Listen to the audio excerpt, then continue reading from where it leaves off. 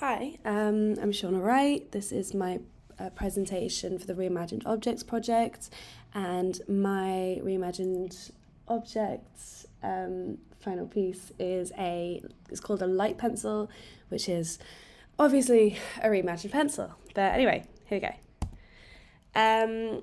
I was really overwhelmed when I started this project, just kind of trying to get my grips with coming up with ideas for all the different assessments that I felt were kind of looming and like hanging over my head.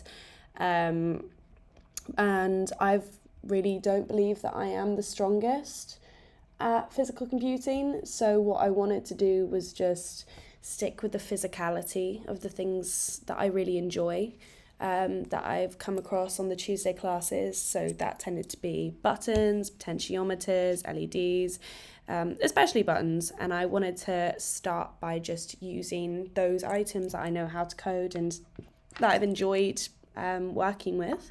So I'd actually started off with the idea of an object that, basing in mind that I was just starting on what I knew I could make, I wasn't really bearing in mind ideas when I started, and I was thinking about a wrist device that had a button. You press the button every time you would think a certain thought, for example, and then there had a button counter that it would count on the console. Then every time the console would count it up to 5 or 10, a message would then get sent to the person's phone, whether that be with photos of them in happy times with like their friends and family to keep them upbeat, or kind of motivational messages to keep them going and continue and doing whatever they're counting. It was very flexible ideas wise.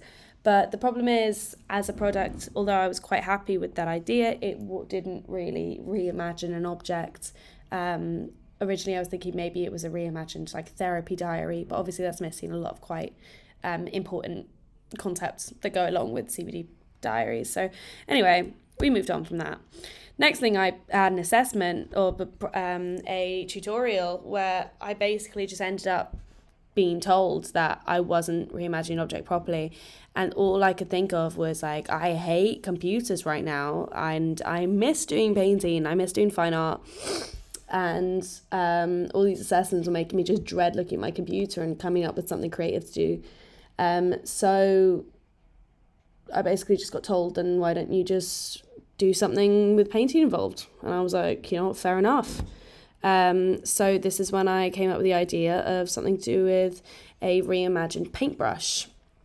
The idea of like light painting, and maybe I could use a potentiometer to change the colour, because I was worried at first it'd be too simplistic. It would just be a light on a stick.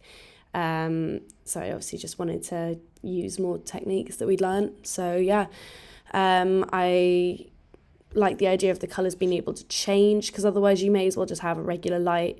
So I wanted something that actually becomes more of a tool and instrument in an artistic process.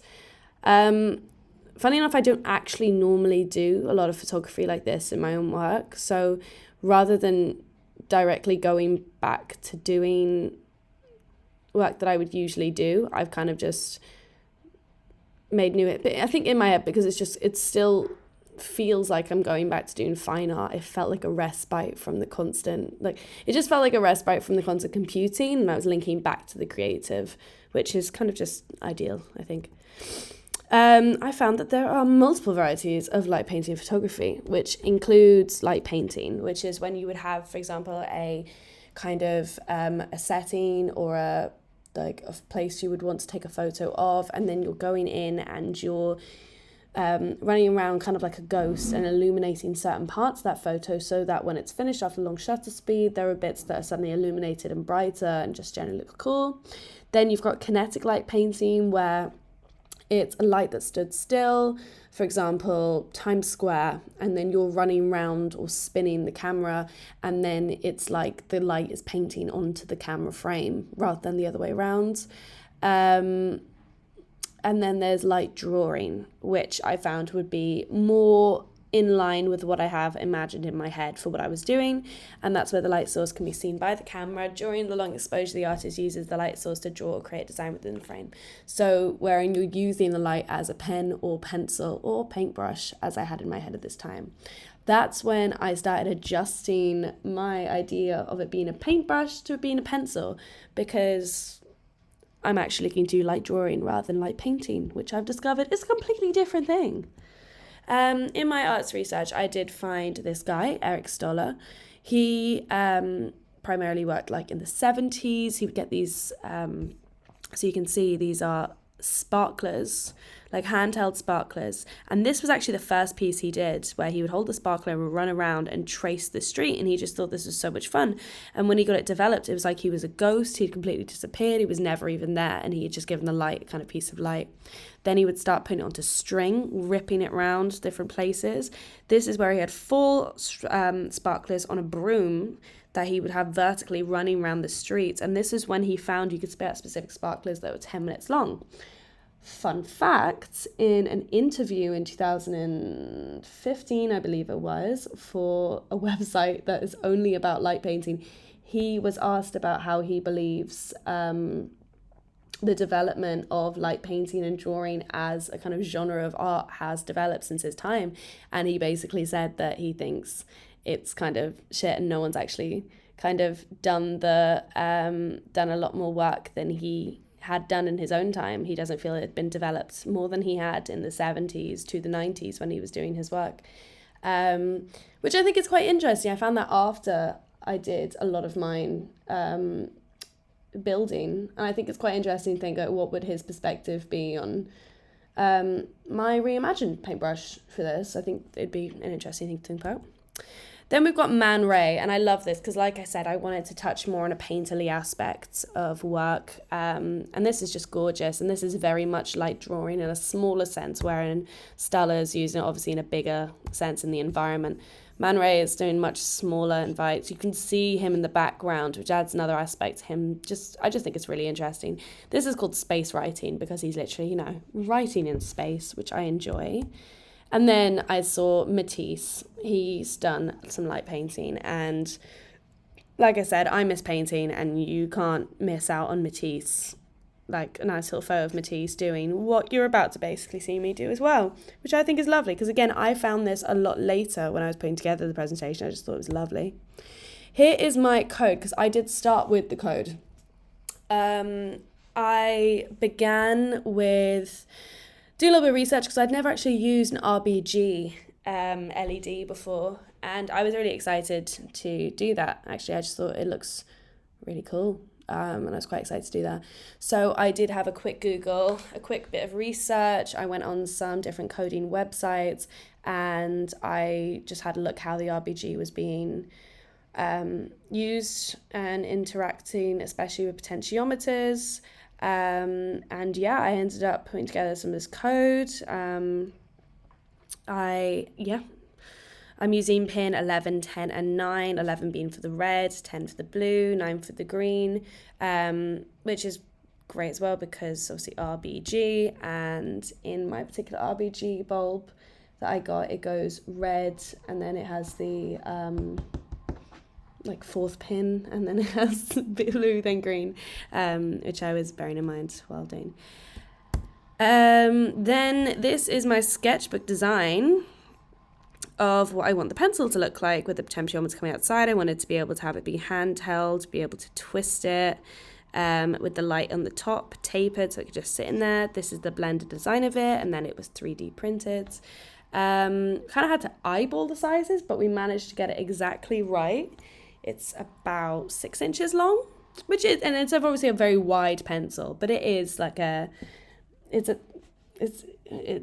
not actually a pencil, guys. It's a light. So anyway, here we go. Here's my my drawing. Here is my light pencil connected to the breadboard and Arduino. Here is it lit up, nice and fun and cool. This down here, these are different rubber wrapped. These go towards the potentiometer over here, and these obviously go to the RBG. over here. I actually struggled quite a lot with this bit. It was kind of the last bit I did, obviously, with the soldering. And I kind of was jamming the wire into the breadboard at first before I saw this lovely technique where I was taking the male side of the wires mixed with the rest of the wires I had going up, connecting to my components. Then I used the plastic heat wrap to go around it. I had a bit of a mare with the wiring at the end. I was a little doubtful in this last few days that I was actually going to get it together. But I did, which is cool. But yeah, I had a bit of a stress. The wiring connecting the soldering to the bulb was a bit unusual. And then I had to swap out all the wires on the breadboard, which was a bit frustrating. And these kept coming out.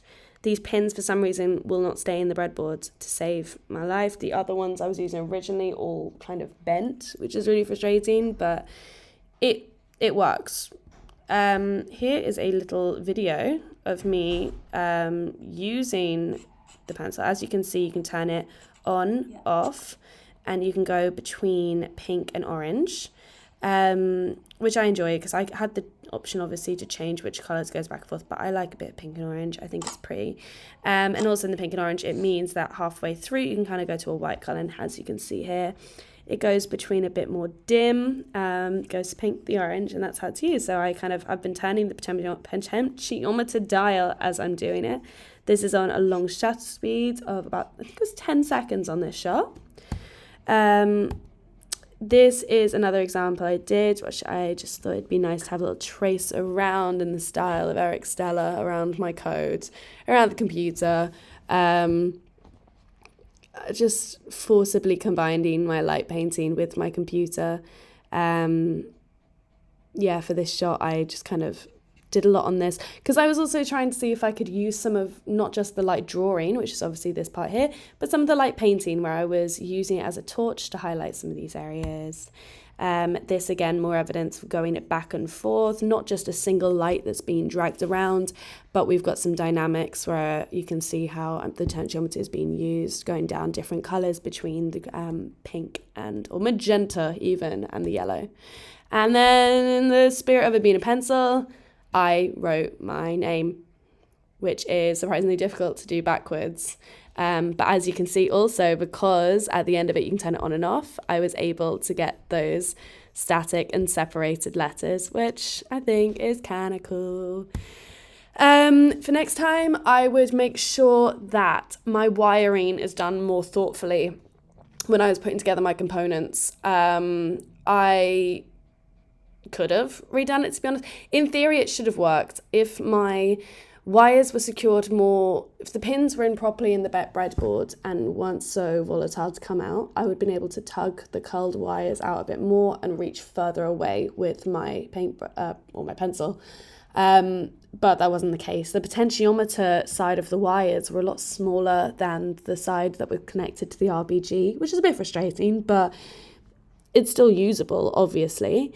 I think I would have used the darkroom more effectively, which I had intended to do, but I've basically just been holed up in Peckham Road, which probably isn't the thing I meant to be saying, but I just haven't been over to green coats. If I was thinking more thoughtfully, I would have really tried to get it done properly and just moved it over to green coats and had a proper little photo shoot with it, and used it more artistically.